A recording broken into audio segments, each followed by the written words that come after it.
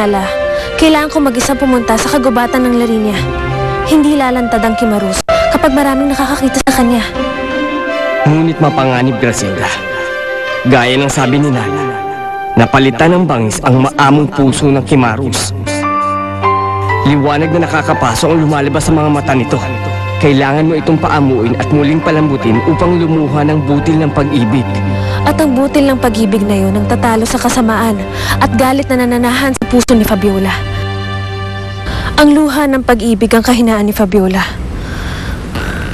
Kailangan ko mapaamo ang Kimarus Kriko. Siya na lamang ang natitirang pag-asa ng Fantasia. Bumalik ka na roon. Protektahan mo ang iba pang nangangailangan sa iyo. Papayagan kitang humayo, ngunit kakailanganin mo ang espada ng kagitingan. Ang kakaibang kislap niyon ang makakasilaw sa Kimarus at makakasugat sa kanyang puso. Saan matatagpuan ang espadang ito?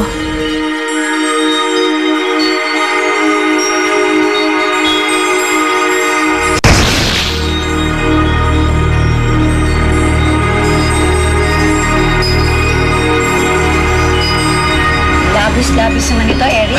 Maaari ba tayo mag-uwi para kay Jig-Jig?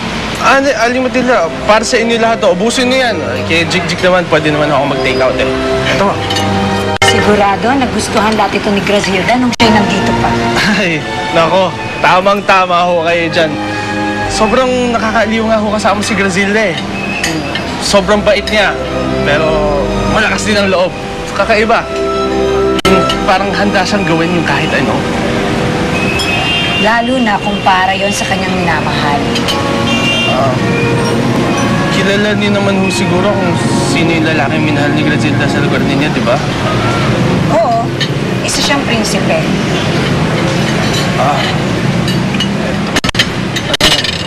Mas magandang lalaki ho ba siya kaysa sa akin? Baka, iba rin naman siya. At sa tingin ko naman ay mas may malasakit ka para sa aking anak. Tama ba aking hinala?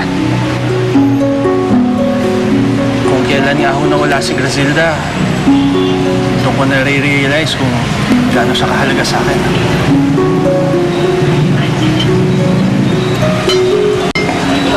Sige, kaya mo po. Baka na.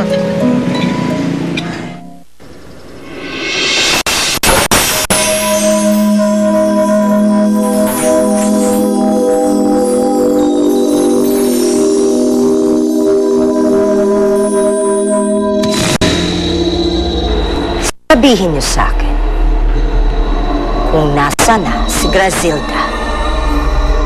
Nais ko na siyang mapuksa.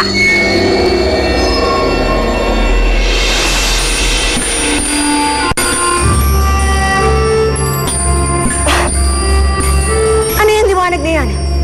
Saan ang gagaling yung liwanag na yan?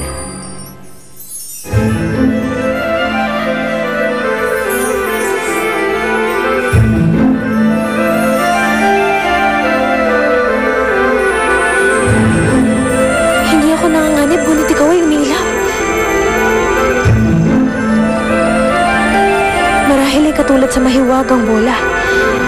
Ikaw ay nahahawa sa liwanag ng lawang ito.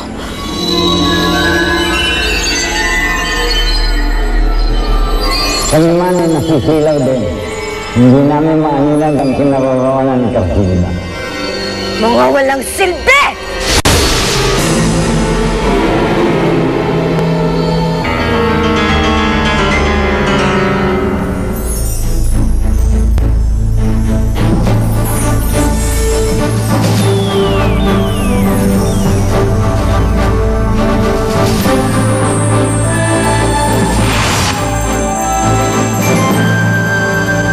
Ng kagitingan.